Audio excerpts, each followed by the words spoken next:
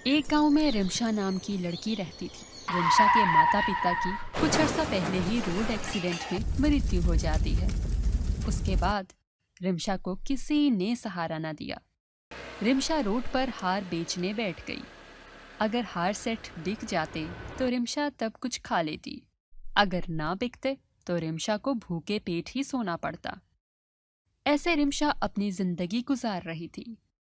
हमेशा की तरह रिमशा माला बेचने रोड पर बैठी थी। तभी एक औरत उसके पास से गुजरती है तो रिमशा उसे बोलती है, आंटी, आप ये हार मुझसे खरीद लें। अगर यही माला आप दुकान से खरीदेंगी तो आपको ये हार 100 रुपए में मिलेगा, लेकिन मैं आपको सिर्फ 50 रुपए में दे रही हूँ। आप खरीद लेना मुझसे। अगर आप नहीं लेंगी तो मैं रोज की तरह आज भी खाना नहीं खा सकूंगी। मैं तुम्हें रोड से खरीदने वाली लग रही हूँ? मैं ब्रांडेड माल खरीदती हूँ। पागल ना हो तो। ऐसे ही रास्ते में रोक लिया मुझे। रिमशा बहुत उदास होती है। तभी रिमशा की नजर रोड पर एक कुत्ते पर पड़ती है जो रोटी खा रहा होता है। मुझसे तो अच्छी इस कुत्ते की किस्मत है जिसे रोड पर रोटी तो मिल रही है ना। रिमशा तब यह सोच ही रही होती है कि उसके पास एक लड़की अपनी माँ के साथ आती है। अरे ये माला किस तरह लगाई है तुमने? ज्यादा महंगी तो नहीं, बस 50 रुपए में है। अरे 50 रुपए का एक माला? नहीं नहीं नहीं, मैं तो 50 के 2 लेकर जाऊंगी। उस वक्त रिमशा के पास 2 ही माला पड़ी थी। रिमशा सोचती है, खैर है, इसे 2 ही दे देती हूँ। आज तो रोटी खा लूंगी ना, कल की कल देखी जाएगी। फिर रिमशा जब अपनी रोटी लेकर घर जा रही होती है तभी उसे रास्ते में एक रोता हुआ बच्चा नजर आता है।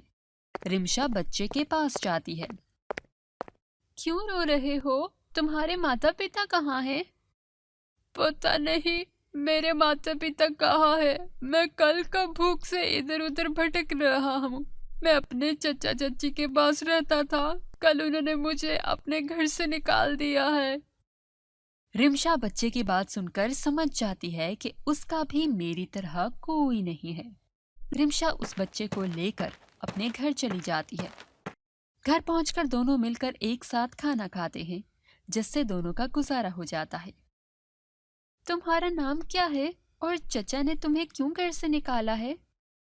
मेरा नाम सूरज है। मेरी चची मुझसे बहुत घर का काम करवाती और खाना थोड़ा सा खाने को देती।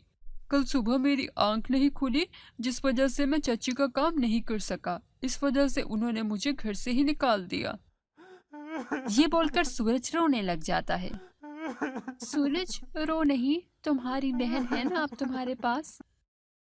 ऐसे ही रात गुजर जाती है। अगले दिन रिमशा परेशान बैठी होती है। आपको क्या हुआ? क्यों परेशान हो? सूरज, मैंने सारी माला बेच दी। अब मेरे पास बेचने को कुछ भी नहीं है। अब हम क्या करेंगे? दीदी, आपको परेशान होने की जरूरत नहीं है। जब कल मैं भूख से भटक रहा था तो ही मैंने जंगल की दूसरी तरफ एक झरना देखा था। उस झरना से बहुत सी माला गिर रही थी। मुझे ये बात आपको बताने का मौका ही नहीं मिला। सच में तुमने माला वाला झरना देखा है? हमें जरूर जाकर देखना चाहिए। उसके बाद वो दोनों उस झरने के पास जाते हैं और देखते हैं वहाँ बहुत से माला निकल रहे होते हैं। इतने ज्यादा माला मैंने पहले कभी नहीं देखे। इतनी देर में झरने से आवाज आती है, मैं जादुई माला वाला झरना हूँ।